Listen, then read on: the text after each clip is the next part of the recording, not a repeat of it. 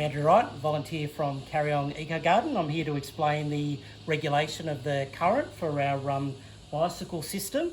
So what we have on this side of our voltage regulation box is the input from our DC generators, which is actually a 24 volt DC generator, and when the bicycle wheel turns, it powers the generator, which produces the current, which goes to our inverter control box.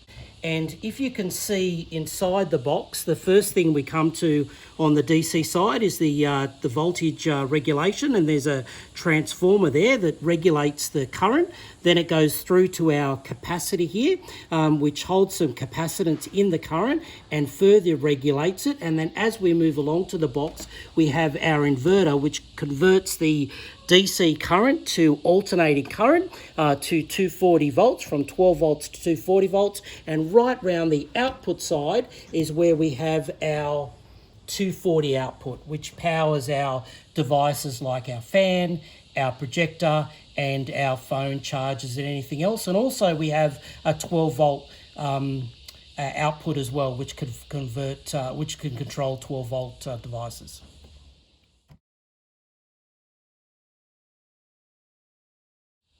Alright, so these are a push and turn.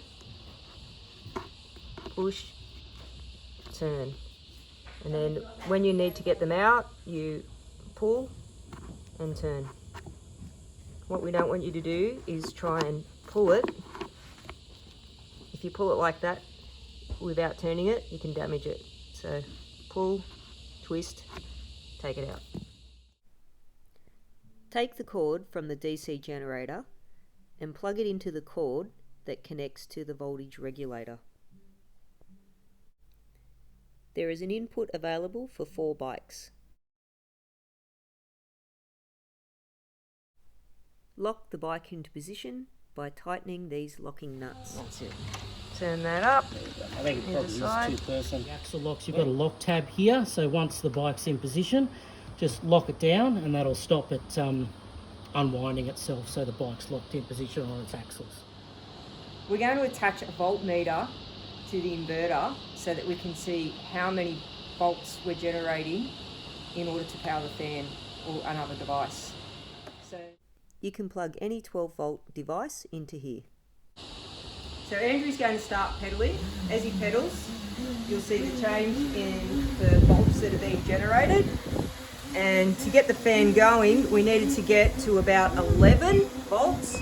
And as he goes faster, you'll see the fan will really kick in and start working well. So we're now at 11.7, 12. So we're just plugging in the transformer of the projector into the 240 output. Because it requires a lot of energy to be able to keep the light on the projector on, you actually have to attach it to a battery.